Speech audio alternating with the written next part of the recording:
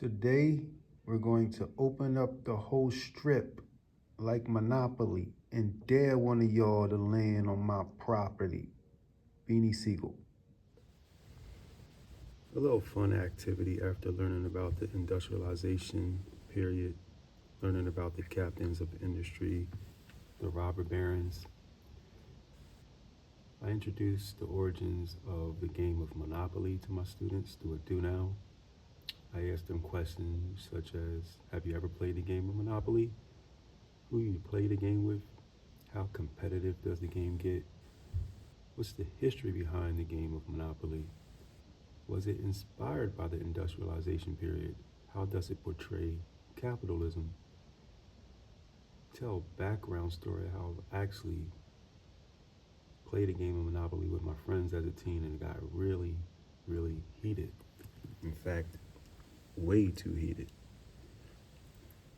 We also watched this video. It's titled Ruthless, and it breaks down the history behind the popular game. We answer a series of questions, and then we actually play the game. I think it teaches students a different side of our history, right? How did capitalism come about?